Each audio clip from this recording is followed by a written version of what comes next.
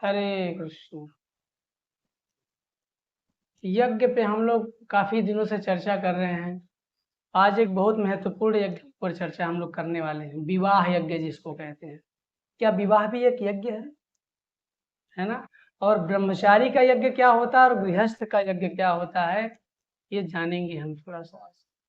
बहुत सुंदर भगवान बता रहे हैं यहाँ पर, अध्याय 4 श्लोक संख्या 26 में भगवान बताते हैं, श्रोत आदीनि इंद्रियाणि अन्ये संयम अग्निषु जुह्यति, शब्द आदीन विषयान अन्ये इंद्रियाग्निषु जुह्यति। कहते हैं इनमें से कुछ विशुद्ध ब्रह्मचारी श्रवणादि क्रियाओं द्वारा तथा इंद्रियों को मन की नियंत्रण रूपी अग्नि में स्वाहा कर देते हैं, और दूसरे नियमित गृहस्थ इंद्रिय विषयों को इंद्रियों की अग्नि में स्वाहा कर देते हैं।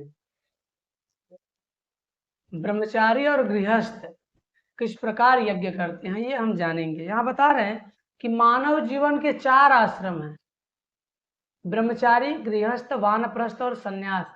और ये चारों मानव जीवन के उत्थान के लिए बनाए गए, इस मनुष्य जीवन को सफल बनाने के लिए बनाए गए।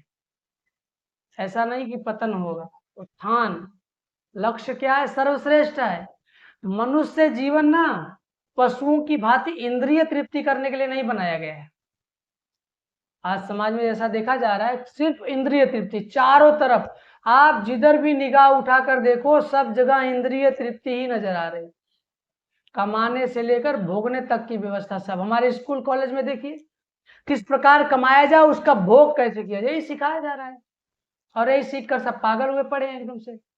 यहाँ बहुत सुंदर बताया गया है कि चारों जो मानव समाज है उसको धीरे धीरे ऊपर उठने के लिए ब्रह्मचारी का क्या है, ब्रह्मचारी के लिए श्रील प्रभुपाद जी बताते हैं कि एक गुरु के देख रेख में, जो ब्रह्मचारी शिष्य होते हैं गुरु की देख रेख में इंद्रिय तृप्ति से दूर रहते हैं, और दूर रहकर क्या करते हैं, वो प्राकृतिक ध्वनि से दूर रहते हैं, अप्राकृतिक ध्वनि से कनेक्ट होते हैं। भगवान के नाम, हरेर नाम अनुकीर्तनम, हरि के नाम लीला गुण धाम के कीर्तन में, हरे कृष्ण महामंत्र के जप में सदैव अपने आप को लगाए रखते हैं, और अपनी इंद्रियों को इतना व्यस्त कर देते हैं कि इंद्रिय भोग की इच्छा उत्पन्न नहीं होती है। आप ऐसे बहुत सारे ब्रह्मचारी हमारे इस्कॉन समाज में देख सकते हैं जिन्होंने अपना सर्वस्व न्यौछावर करके भगवान की सेवा में समर्पित कर दिया है।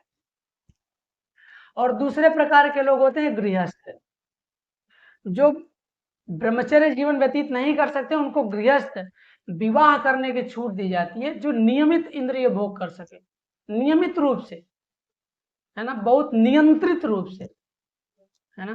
तो यहाँ क्या बताया गया कि जो गृहस्थ है उनको विवाह यज्ञ करने की छूट दी गई है। विवाह एक यज्ञ है, यज्ञ एक पवित्र कर्म है। लेकिन आज हमारे विवाहों में क्या हो रहा है, कोई दारू पीकर आया है, कोई क्या खाकर आया है, कोई कैसे हो गया, कोई कैसे हो गया है ना। 2-3 घंटा बेचारा दूल्हा भी कुछ खाए पिए नहीं रह सकता, कोई पेप्सी ढकेल देता है मुंह में तो कोई कुछ दे देता है उसको, है ना। तो विवाह यज्ञ को समझेंगे कैसे, शास्त्र पढ़ेंगे तब तो समझ में आएगा ना। नहीं तो आज विवाह मात्र इंद्रिय तृप्ति के लिए कर रहे हैं लोग आज के समाज में।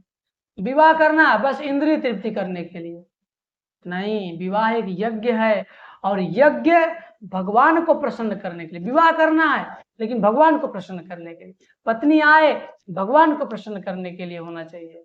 संतान उत्पन्न करना है भगवान की सेवा में लगाने के लिए।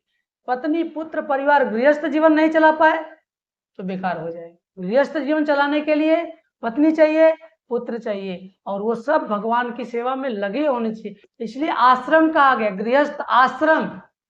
आज आश्रम गायब हो गया, खाली गृहस्थ गृहस्थ बचा हुआ है, इसलिए चारों खाने पस्त है ना। अस्त हैं, व्यस्त हैं, चारों खाने पस्त हैं, क्योंकि हम गृहस्थ हैं, ये स्थिति है। लेकिन गृहस्थ आश्रम जब हो जाएगा तब सुखी हो सकते हैं। आश्रम में क्या होता है, भगवान की सेवा होती है। तो हमारा घर भी आश्रम हो सकता है यदि वहां भगवान की सेवा हो, पूरे घर का सेंटर पॉइंट कृष्ण हो, पूरे घर का सेंटर पॉइंट कृष्ण हो, तो ये आश्रम है। और आश्रम में सब प्रसन्न होते हैं, सदैव खेलते खालते हंसते रहते हैं।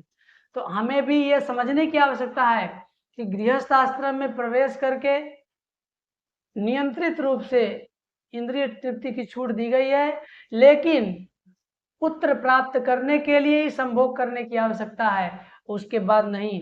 श्रील प्रभुपाद जी बताते हैं कि जब कोई स्त्री गर्भवती हो जाए उसके बाद पुरुष को कभी भी, जब तक प्रसव ना हो जाए उसके 4 महीने तक कभी भी संग नहीं करना चाहिए, तब उसका बच्चा शुद्ध पैदा होगा। लेकिन आज कहाँ ऐसे समाज में हो रहा है। तो हमें बचना है और इस विवाह यज्ञ को सफल करने के लिए शास्त्रों का अध्ययन करना है, साधु संग करना है, भजन करना है, हरि नाम जप करना है, भगवान का प्रसाद लेना है, नियमित रूप से भक्तों से अपना संबंध बनाए रखना है, जिससे हमारा गृहस्थ जीवन सफल हो सके। गृहस्थ जीवन सफल बनाने के लिए भक्तों से कनेक्शन बहुत अति आवश्यक है, नहीं तो आश्रम नहीं होगा, गृहस्थ आश्रम नहीं, गृहस्थ रह जाएगा और चारों खाने पस्त हो जाएगा। हरे कृष्ण।